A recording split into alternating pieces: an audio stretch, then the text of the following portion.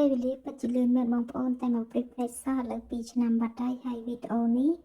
គឺខ្ញុំតែមានពេលកាត់តនោះទេចឹងហើយគឺទុកជាការចងចាំ memory មួយដ៏ល្អសម្រាប់កូនខ្ញុំដែលគាត់បានទទួលចាសញ្ញាបត្រដោយសារតែគាត់រៀនបកាយហើយបញ្ចប់ការសិក្សាដូច្នេះហើយសាលាក៏មានកម្មវិធីមកទទួលសញ្ញាបត្រចឹងទៅហើយគាត់សប្បាយចិត្តរីករាយមែនទែនការរៀនទទួលបានចាបានសរសើរនឹង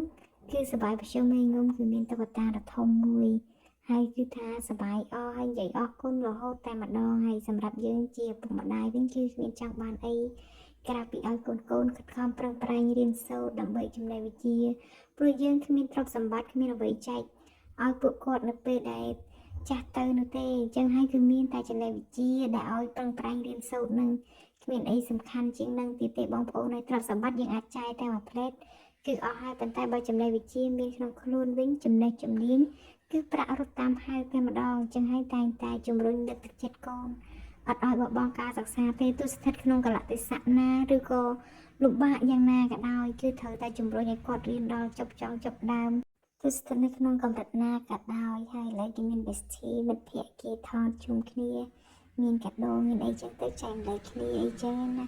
ហើយជាក់ស្ដែងកម្មវិធីហ្នឹងក៏បានចាប់ដែរគឺនៅសាលចុងម៉ោងហ្នឹងក៏នាំកូនថតជុំគ្នាហើយលោកគ្រូអ្នកគ្រូហ្នឹងគាត់រៀបចំឲ្យថតទុកជាអនុស្សាវរីយ៍អីចឹងទៅហើយក៏មានសិស្សខ្លះគាត់បានទៅផ្ទះមុនដែរដោយសារតែម្នាក់មានទុរៈអីចឹងទៅហើយខ្ញុំគឺនៅដល់ចប់ចុងចាប់ដើមតែម្ដងចឹងបន្តថាជីវិតស្ត្រីនៅផ្ទះរវល់មិនរវល់យ៉ាងណាក៏ត្រូវតែឆ្លៀតដែរក្តីសុខណាបងប្អូនណាឲ្យតែឃើញកូនស្លៀកពាក់បែបហ្នឹងបញ្ចប់ការសិក្សាសង្ឃឹមថា